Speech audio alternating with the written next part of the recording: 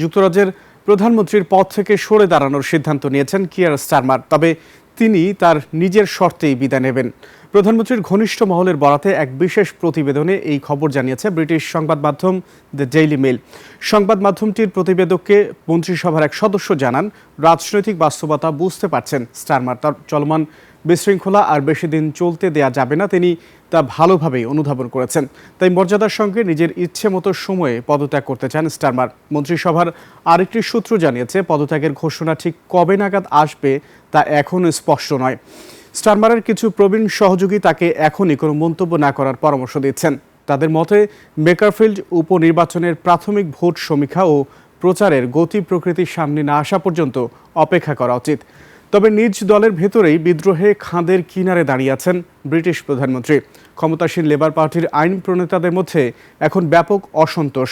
এছাড়া একে একে মন্ত্রীরা পদত্যাগ করছেন।